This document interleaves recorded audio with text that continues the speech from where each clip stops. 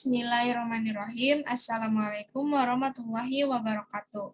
Perkenalkan, nama saya Elsa Yuniara dari Program Studi Pendidikan Matematika Universitas Kuningan.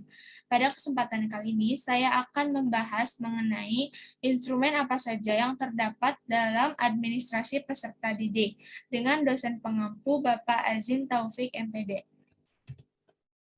Topik yang akan dibahas, yang pertama ada buku induk, lalu ada buku kleper, yang ketiga ada daftar presensi, yang keempat ada daftar mutasi, yang kelima buku catatan pribadi peserta didik, yang keenam daftar nilai, yang ketujuh ledger, yang kedelapan buku rapor. Yang pertama yaitu ada buku induk. Buku induk adalah buku pokok yang di dalamnya memuat informasi yang dianggap lengkap mengenai keadaan siswa. Informasi tersebut dapat meliputi identitas pribadi siswa sampai pada informasi mengenai nilai-nilai hasil belajar yang diperoleh oleh siswa selama belajar di sekolah yang bersangkutan. Buku induk ini sangat penting dimiliki oleh setiap sekolah, karena melalui buku induk akan dapat diketahui berapa jumlah siswa yang terdaftar dan akan dapat diketahui pula identitas siswa secara lengkap.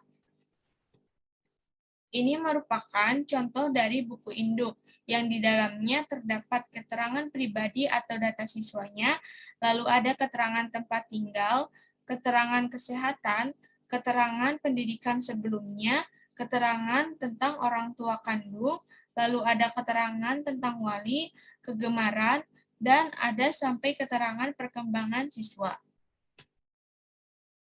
Yang kedua, yaitu ada buku kleper. Buku kleper merupakan buku yang dipakai untuk menuliskan data siswa terkait nama mereka secara alfabetis.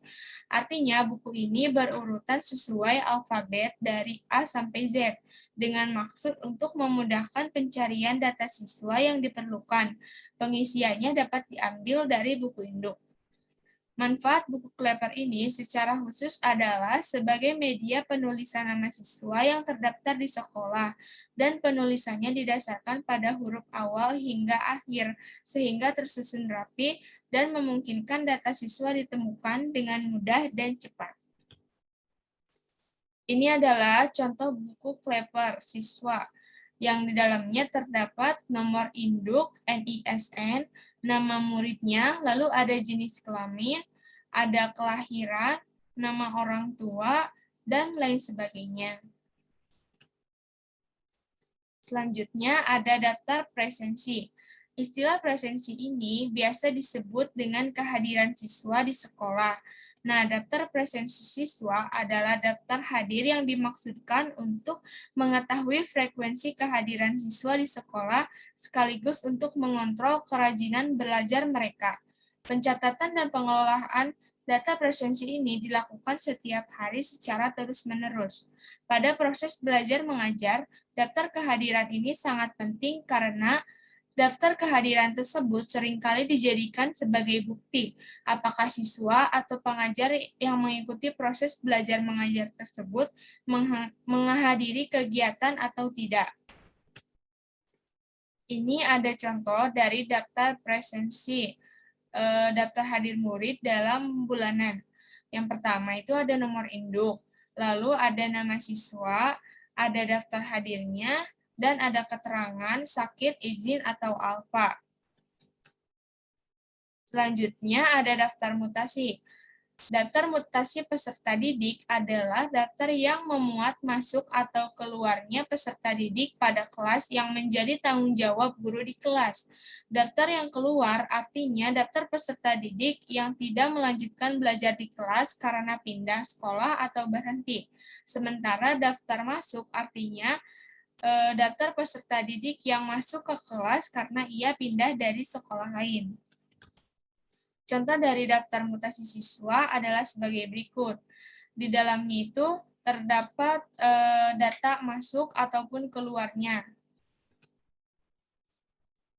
Selanjutnya ada buku catatan pribadi peserta didik.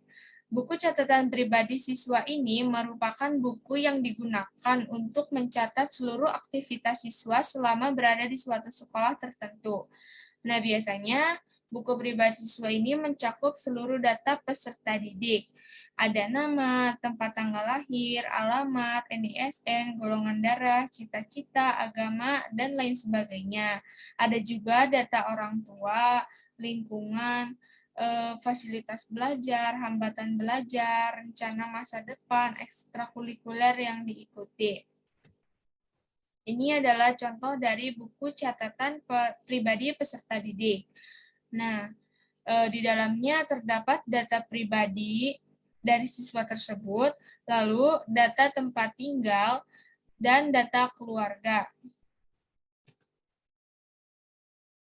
Selanjutnya ada daftar nilai. Daftar nilai adalah susunan angka yang didapatkan oleh siswa sebagai hasil ulangan atau latihan yang diperolehnya, sesuai dengan kecakapan atau prestasinya, yang berkisar antara 1 dan 10 atau 10 dan 100. Nah, daftar nilai yang diperoleh ini biasanya digunakan untuk bahan dalam mengelola data raport nantinya. Setiap guru mata pelajaran biasanya mempunyai daftar nilai siswanya masing-masing. Fungsi dari daftar nilai adalah untuk mengetahui proses perkembangan siswa, apakah mereka sudah menguasai materi yang disampaikan atau belum.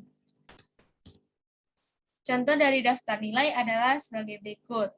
Biasanya ini kan per pelajaran, jadi ada mata pelajaran, lalu ada keterangan nomor induk atau NISN, ada nama peserta, lalu ada terdapat nilai-nilai harian, UTS, lalu UAS. Selanjutnya ada ledger. Buku ledger adalah sebuah buku yang digunakan untuk mencatat semua nilai siswa sebelum dimasukkan ke dalam buku laporan seperti rapor dan lain-lain. Tujuan dari buku ledger ini adalah untuk menghindari kekhawatiran jika peserta didik yang kehilangan raportnya. Semua nilai peserta didik tersebut tidak akan susah ditemukan apabila sebelumnya nilai-nilai yang didapatkan sudah tercatat di ledger. Contoh dari ledger adalah sebagai berikut. Di sini ada nama siswa, lalu ada nilai-nilai yang didapatkan oleh siswa. Yang terakhir ada buku rapor. Buku rapor adalah buku yang berisi nilai yang diperoleh oleh siswa dalam setiap mata pelajaran atau suatu cara pengukuran kinerja siswa.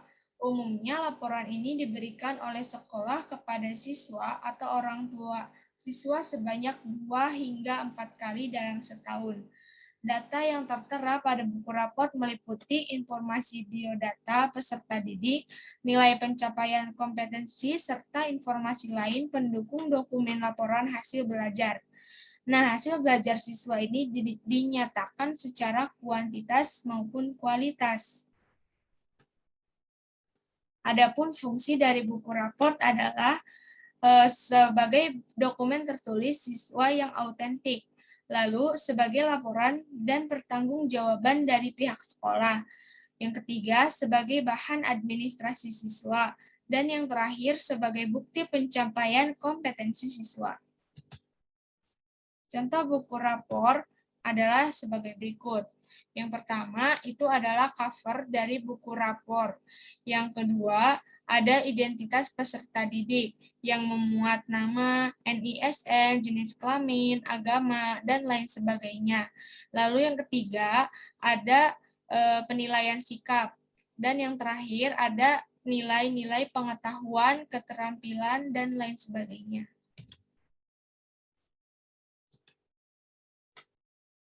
Terima kasih atas perhatiannya. Kurang lebihnya saya mohon maaf. Wabillahi taufiq wal hidayah. Wassalamualaikum warahmatullahi wabarakatuh.